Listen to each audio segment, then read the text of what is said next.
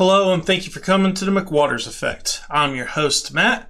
Today, we're going to talk about Blinken and his interview on Meet the Press and what he said about China and Russia. But first, what I need you guys to do is hit like and subscribe, and don't forget, share the video, helps the channel grow. Now let's get on with the show. Now first, I want to go over who Blinken is. Some of you guys might not know who he is, but he right now is the United States Secretary of State. Before then, Blinken was the Deputy National Security Advisor from 2013 to 2015, and then Deputy Secretary of State from 2015 to 2017 under Barack Obama. So he's pretty much a flunky from the Obama administration whenever him and Biden was part of that administration from 2008 to 2017. Now here's the story.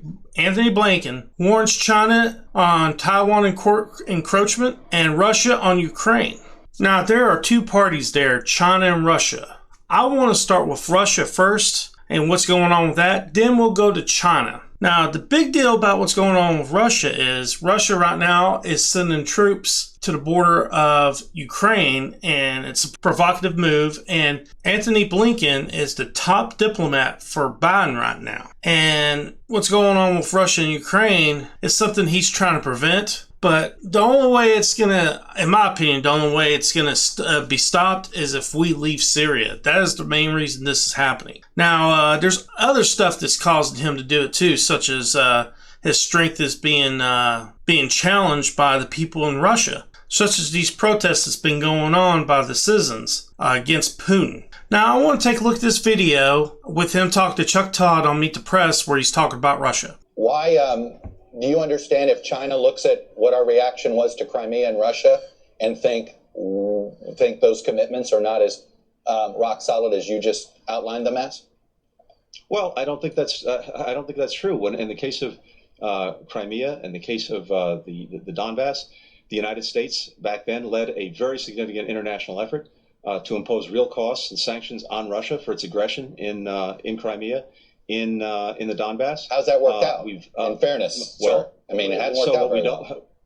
What we don't know is has this deterred Russia from doing even more? And as we speak right now, I have to tell you, we have real concerns about Russia's actions on the borders of Ukraine. There are more Russian forces massed on those borders than at any time since 2014, when Russia first invaded. That's why we're in very close contact and close coordination with our allies and partners in Europe. All of us share that concern. And President Biden's been very clear about this. If Russia acts recklessly or aggressively, there will be costs, there will be consequences. He's equally clear-eyed about the proposition that when it comes to Russia, there are areas where our interests align or certainly overlap, and we have an interest in working together, for example, on arms control, as we did in extending the START agreement. So the question is Russia going to continue to act aggressively and recklessly? If it does, the president's been clear, there'll be costs, there'll be consequences. Mr. Secretary, what you just outlined on Russia sounds like the exact same policy the Obama-Biden administration had towards Russia on this. That is not positioned Russia to be better actors. That policy arguably didn't work. We're not saying that Trump's policy worked either. What do you say to that? Well, I say, first of all, we can't go back to 4 years ago or 6 years ago or 8 years ago. Pick your year. We have to deal with the world as it is now and as we anticipate it will be. What I can tell you is this. The president, before he was elected, made clear that, again, when it comes to Russia's actions, there'll be costs and consequences if it acts recklessly and aggressively. And you can hold him to that word.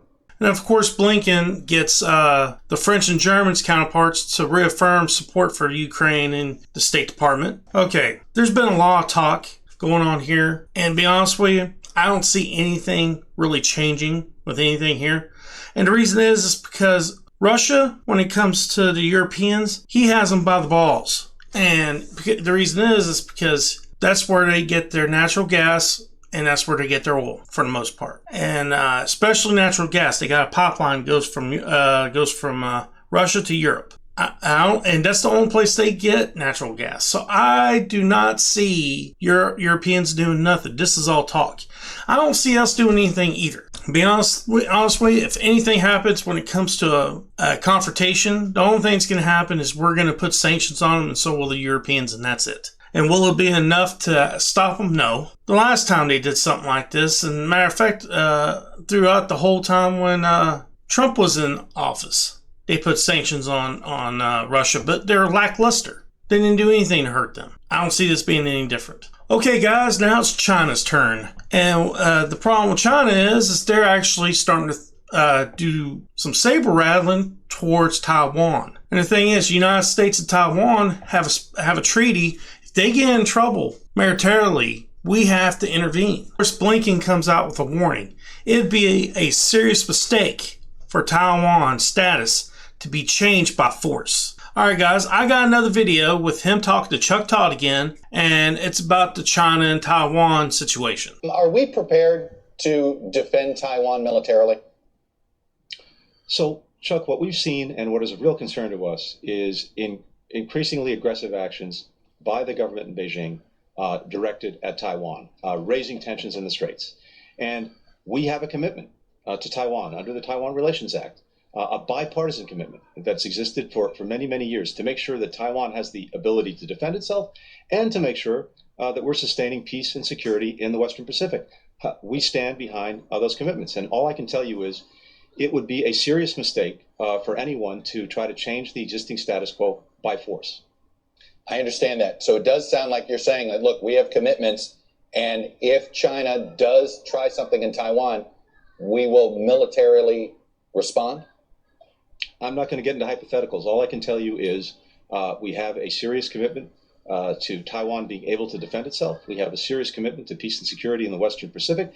And in that context, it would be a serious mistake for anyone to try to change that status quo by force. And after all that talk and all those warnings he's made towards China, Blinken won't even commit to 2022 Olympic boycott, despite sharp criticism of Beijing. And it's not the only criticism he has against Beijing when it comes to Taiwan. He also went after him for the whole COVID thing, getting out the word about it being spread and the way it was spread, and not stopping it sooner in China, and so on and so forth. Not only that, they haven't been working with the investigative team to find out where exactly it came from. Did it come from lab, or did it come from outside sources such as like a bat, someone got bit by a bat or something like that? They're not helping out with that at all. So he came out with some comments about it and so on and so forth. But, all these comments don't mean nothing if you ain't willing to back it up with something. And backing it up would actually say if they don't change the way they're acting towards Taiwan and helping the international community to find out more about where COVID came from and how it got out of control,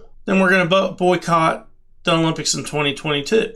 All right, now what do I think about this part of the story? Pretty much the same thing I thought about when it came to Russia. Nothing's going to happen.